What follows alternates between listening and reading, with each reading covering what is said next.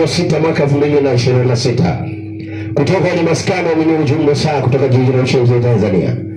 Na aliona na tazama na alisikia huzuni dhidi ya mwanasiasa wa vyama vya upinzani Tanzania ambaye yeye aliwahi kugombea urais, na katika zama zake akiwa anagombea urais kupitia chama cha upinzani alileta ushindani mkubwa sana wakati huo.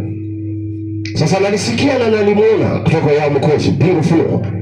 Na nilivyoona naliona kama amepata hali ya afya yake kuwa mbaya itakayotokea kwa haraka sana, itakayopelekea kuondokewa na maisha yake hapa duniani. Bwana sema hivi, bwana siasa huyo amefariki dunia. Yeye ni daktari. Jina lake wanaanza na daktari. Dokta, sawa? Yeye ni nani? Dokta, alafu utaendelea na jina lake pembeni, sawa?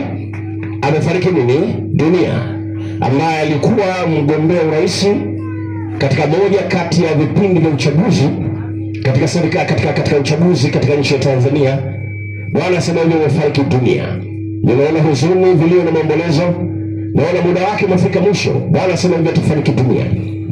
Sasa yeye kwa sababu aliwahi kuwa mtu wa mtazamo fulani ya kiimani, sawa? Sina hakika kama ilikuwa mitazamo ya kweli kutoka kwa Bwana, yeye ndiye anajua. Atubu dhambi haraka kwa sababu muda wake umekwisha. Bwana sema yeye amefariki dunia. Atafariki dunia hivi karibuni sababu muda wake umefika mwisho. Asema mambo mashuhuri Yesu. Huyu ni moja kati ya watu mashuhuri sana kwenye vyama vya upinzani, na aliwahi kuwa moja kati ya watu mashuhuri sana katika moja wapo ya wakati wa bunge fulani katika nchi ya Tanzania. Maelezo kwa hoja zake na misimamo yake. Bwana asema hivi amefariki dunia. Atubu dhambi. Huko anakoelekea hakuna siasa. Huko anakokwenda hakuna siasa.